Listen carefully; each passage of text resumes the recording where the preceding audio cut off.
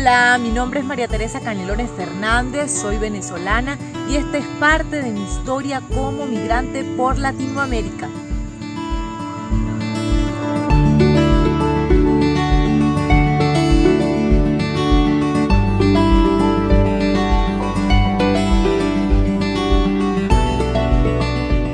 A los 8, la palabra migración se me mecía en la cabeza como una bandada de pájaros surcando un cielo naranja. A los 10, la migración tenía que ver con caballetes de artistas plásticos locales y europeos que se mudaban a otros países para afinar sus técnicas. A los 12, la migración eran balsas con gente miniatura que esquivaba mayúsculos oleajes mientras era televisada y destacaba en las primeras planas de los diarios más importantes del mundo. A los 13, la migración eran señoras alegres, visitadas por muchos señores anónimos. Las concurridas vivían en una casa color verde que hacía juego con el samán también color esperanza, ubicado en la vereda más famosa de un pueblo tan largo como la lengua de una jirafa. Y en la primavera de los 15, la frescura de la estación sustituyó la palabra migrar por mochilear como parte de una realidad unicorniana. Existen miradas como pinceladas en la galaxia, limitadas y casi crueles, forman parte natural de un sistema universal que constantemente migra, se expande, evoluciona y se transforma. Ahora, las aves de mi niñez, además de columpiarse, también bailan mientras migran. Por suerte, siempre será inevitable que los seres humanos sigamos moviéndonos desde el más plácido hasta el más perverso contexto. La vida es cambio y movimiento. El 28 de diciembre de 2017, Día de los Santos Inocentes, mientras hablaba con mi mamá desde una cabina telefónica ubicada en el Boulevard de Sabana Grande, en Caracas, decidí migrar a Colombia. Buenos Aires, mi destino original, se despedía temporalmente de mi imaginación y Venezuela para entonces, según la Organización Internacional de las Migraciones, había despedido a más de 1.600.000 venezolanos. La causa, una ideología política minada de contradicciones, como todo lo humano. Aunque desempleada y sin enviar un peso a mi familia en Venezuela, raramente me abandonaba el optimismo. Llevaba 22 días caminando por horas en la ciudad nevera, entregando hojas de vida de norte a sur en tiendas y restaurantes. Mis lugares favoritos, el casco histórico de Bogotá, donde en plan de turista visitaba sin cámara fotográfica sus museos del oro, arte colonial, el botero y el arqueológico. Pero donde siempre experimenté un trance amoroso fue en la Plaza de Bolívar y en el Centro Cultural Gabriel García Márquez. En la primera, descubrí que las palomas no tienen nacionalidades y en el segundo, que la angustia no existe en las librerías. Entre mis delirios juveniles, el mochilear siempre fue un posible escenario. Era 1997 y por esa época ocurría un terremoto en Cariaco, estado Sucre, en Venezuela, que dejó 73 muertos. Se gestaban cambios políticos que tenían que ver con la finalización de la Cuarta República y los venezolanos seguían buscando libertadores que extinguieran el hambre, el hampa, la desigualdad y el populismo. Y la producción de telenovelas florecía como hoy la ola migratoria de venezolanos entre los artificios de la realidad y de la ficción. Mochilear, esta idea recurrente e inquieta que me asaltaba con las fantasías más irracionales en un país donde el drama puede convertirse en un abrir y cerrar de ojos en comedia, finalmente se materializó, pues mi historia como viajera había iniciado el mismo día que crucé los 315 metros del puente internacional Simón Bolívar que comunica a Venezuela y a Colombia con un morral de más de 7 kilos. Caminaba entre miles de venezolanos. Con mis papeles universitarios legalizados y apostillados, pero sin haber logrado sacar el permiso especial de permanencia, me había sido difícil conseguir un empleo informal y menos ejercer como periodista en Colombia. Aunque siempre había dicho que mi vida no se reducía a una escoba, ahora no solo las escobas, mopas y traperos formaban parte de mi cotidianidad, sino también desinfectantes, blanqueadores, cloros, detergentes y cuanto producto de limpieza iba apareciendo en el mercado. Mi primer trabajo como doméstica fue a los 35, en Armenia, Colombia. Interna en la casa del jefe de mi primo hermano con el que crucé la frontera, debía regar estrictamente un jardín artificial todos los miércoles y viernes. El señor comía casi todos los días pollo, espaguetis y huevos en un acto de angustia frente al espejo y yo por suerte solo limpiar, lavar y pasear en el súper mientras compraba lo referente a sus hábitos fitness. Sabía que yo no cocinaba ni planchaba, pero me aceptó como doméstica porque le generaba curiosidad tratar con una venezolana, como a un niño fisgonear su juguete nuevo.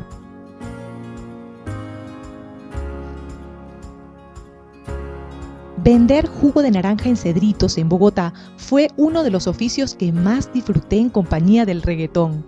Nada más burdo y grotesco me resultó este género musical en mi pasado de burócrata. Pero desde 2018 lo bailo sin ningún prejuicio por ganarse mi amistad y por ser tan fiel como la mascota que aún no me decido a tener. Salud, mi querido reggaetón, no le pares bolas a las malas lenguas que envidian tu desparpajo. Ningún ritmo puede ser más ofensivo que los sonidos de la guerra. Durante 15 días también fui monitor escolar.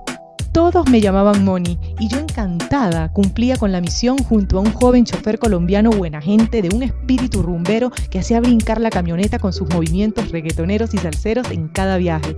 Los niños y adolescentes tenían buena onda con el conductor, quien realmente parecía un divertido hermano mayor, hasta en ciertos momentos cuando debía convertirse en el amigo gruñón, como cuando una tarde le brotó los ojos por el retrovisor al más grande de los escolares por llamarme veneca, tal y como se nos llama a los venezolanos despectivamente en varias partes de Latinoamérica. Recoger café, colaborar en un ancianato o limpiar rascacielos, desde el principio fueron labores consideradas sin prejuicio alguno en mi lista de oficios, pero uno de aquellos empleos que jamás figuraron y que apareció con la furia de la desesperación fue el de vender maquillaje en peluquerías y tiendas fashion. Una mañana, con formalidad ceremonial, mi prima Mariana me entregó la vasta mercancía y salí a ofrecerla por toda la carrera 153 en Bogotá con el verbo bien entrenado. Para sorpresa de ambas, en una hora había vendido todas las mascarillas y logrado una promisoria clientela ante los bajos precios. Sin embargo, la alegría se desvaneció cuando el socio de mi prima le informó tajantemente que habíamos regalado la mercancía porque el valor de los productos eran incorrectos. Las equivocaciones nos asaltan. Aún así, para la Organización de las Naciones Unidas ya somos más de 6 millones de venezolanos que continuamos intentándolo por diferentes destinos. Veo a mis afectos en otras gentes y fui testigo de cuando algunos colombianos con suave mirada y pasión dicharachera les remendaban el corazón a los venezolanos y los invitaban a echar un cuento. Si existe una ideología del pueblo latinoamericano, esta es sin duda su sabia imaginación. Un hola es una puerta a la sana convivencia. Un hola es un canto a la alegría y al genuino sentir. Los venezolanos no somos turistas, sino un recordatorio para que la humanidad no olvide las consecuencias del fanatismo en todas sus expresiones. Enfrentamos con dignidad el hecho de no pertenecer, el desarraigo de ese exilio que nos esparce entre naciones. Romper las fronteras del corazón siempre será nuestra mejor crónica.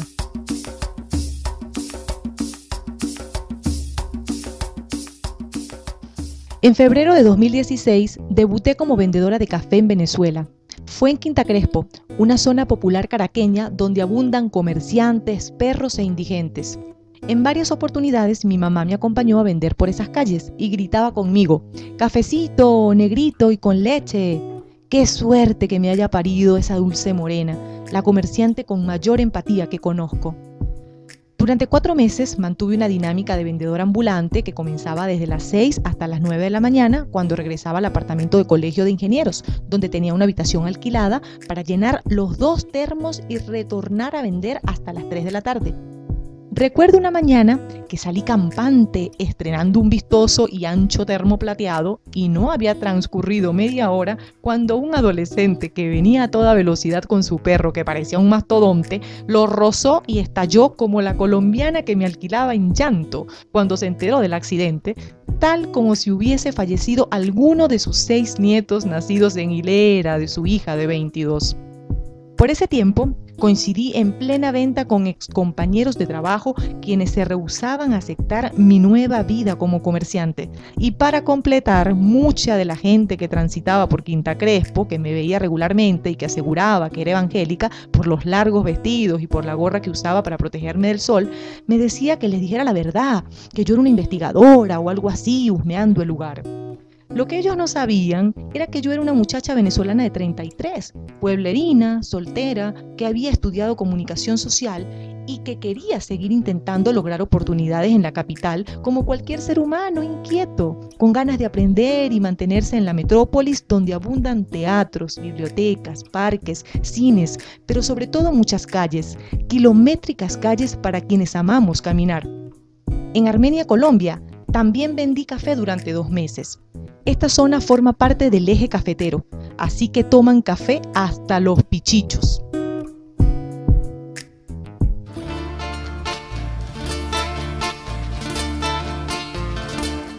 Viví en Ecuador desde septiembre hasta diciembre de 2018. A ese país llegué con la ayuda de un estudiante de Historia y Letras de la Universidad de Quito que conocí en marzo en el bus durante mi viaje de Bogotá a Armenia para internarme como doméstica.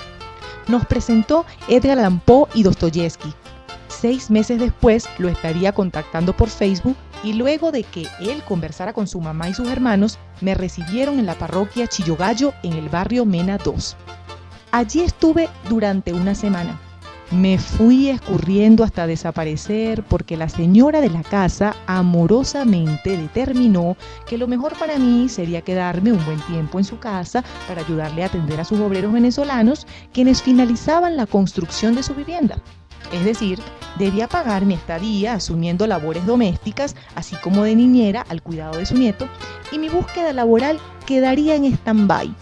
Un hasta nuevo aviso que sería recompensado de vez en cuando con tome $1 o con un Dios se lo pague, en un acento dadivoso y empalagoso.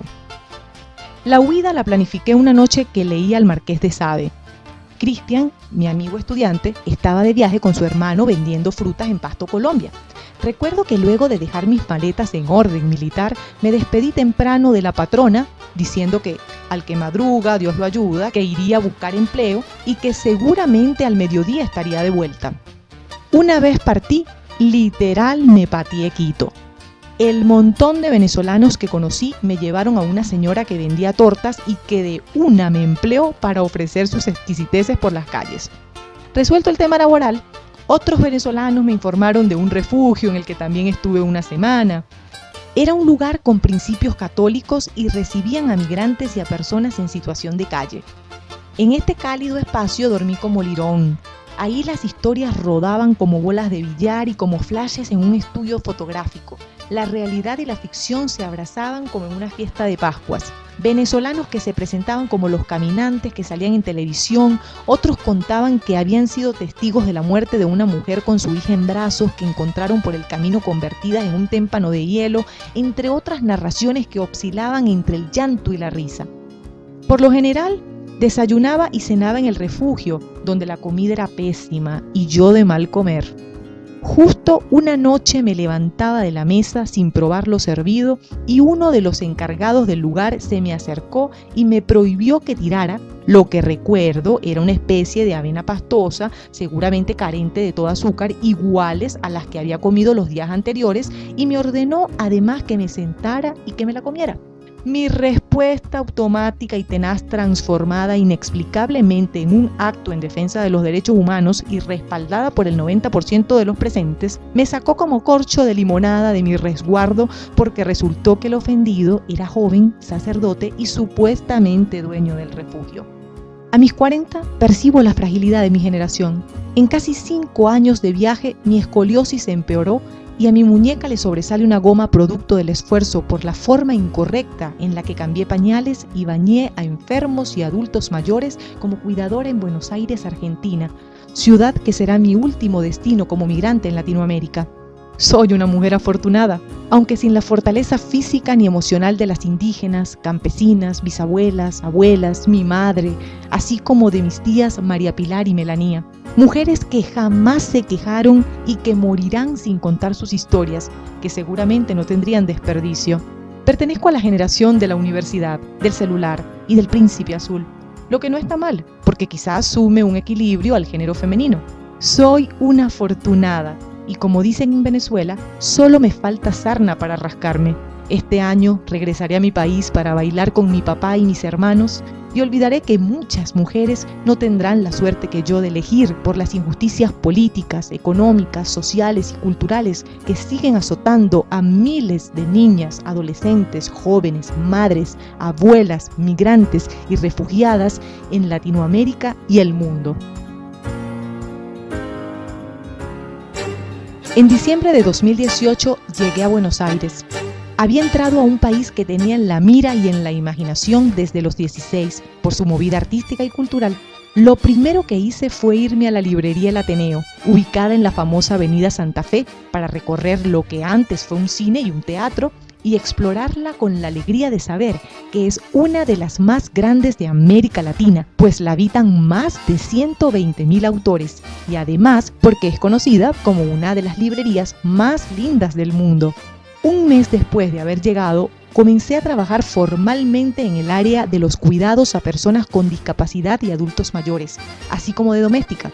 Entrar a esta realidad por necesidad, motivado a mi situación de migrante, me sumergió sorpresivamente en diversas realidades gratas e ingratas por las que transitan miles de mujeres migrantes, refugiadas, solteras, madres solteras y desempleadas.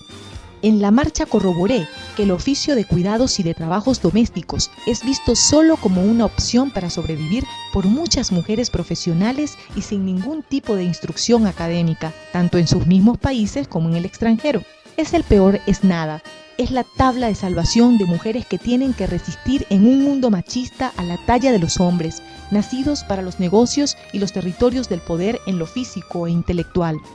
A casi 4 años de desempeñarme en ambos oficios, me percaté, por ejemplo, que las cuidadoras no solo tienen que lidiar con la enfermedad de sus pacientes, sino con las familias de estos y las empresas que las contratan, y como si fuera poco, también con sus manías, xenofobia, ocio mal llevado, malcriadez, amedrentamiento, sobornos, maltratos y acoso.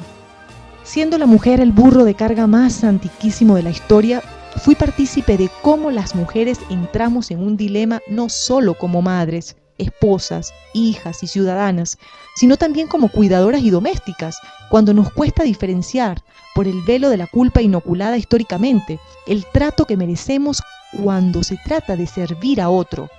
Término manipulado por sectores de poder que venden al servicio como un acto martirizante, reducido a los infortunados que deben ser atendidos porque sí por los carentes de dinero, en un mundo donde justamente el dinero es Dios.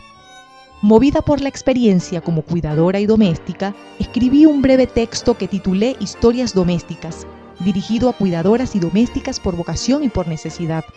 El 70% de ese libro fue tomando forma en una cocina de 5 metros cuadrados con una señora que sufría cada tanto de alucinaciones visuales y auditivas. A ella le exasperaba verme leyendo o escribiendo, distracción que no llegaba a 2 horas, y me exigía que apagara la luz de la cocina, por lo que me compré una pequeña lámpara que solo lograba alumbrar la pantalla de mi minilacto, y fue así entonces como logré terminar el manuscrito publicado en mayo de este año por la editorial Giraluna en Venezuela. Debo decir que el hermano de esa paciente consintió que leyera y escribiera durante la guardia porque era consciente de que pasar 6 y a veces hasta 12 horas mirando noticieros y programas de farándula era realmente una experiencia alucinógena. Sin embargo, su hermana siempre insistió en que yo también podía mirar el techo. El día que informaron la muerte de Hugo Chávez, recuerdo que fue pasada las 5 de la tarde y estaba en una institución pública para la que trabajaba en ese momento. La sede estaba ubicada en Altamira, una zona habitada por una oposición grosa y recalcitrante que celebró en la calle con cervezas el fallecimiento de quien para mí, más allá de representar un líder político con el que simpatizaba, significaba la pérdida de un ser humano, que además partía luego de padecer un agobiante dolor físico. Mi organismo somatizó el ver celebrar la muerte de otro con fiebre y llagas en la boca. Y en ese estado escribí un artículo 1000% visceral donde drenaba mi rabia y dolor llamando basuras a los venezolanos que se embarcaron en una nota de alegría ante este hecho, tanto en el país como en el extranjero. Publicado en Aporrea, una página web pro gobierno, tuvo más de 10.000 visitas y yo más de 10.000 maldiciones que llegaban a mi correo electrónico por la violencia del texto.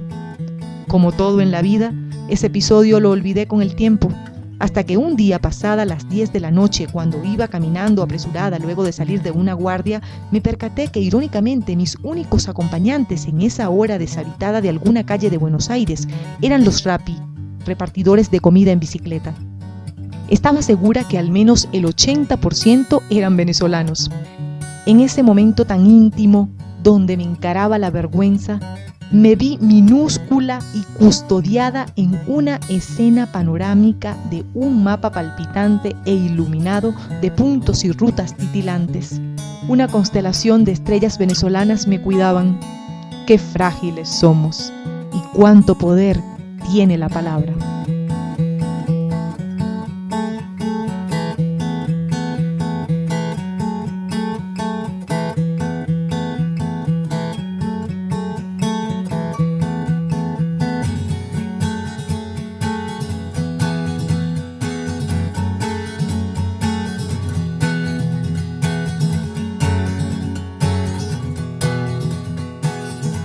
Los migrantes no tienen valija, sino sueños.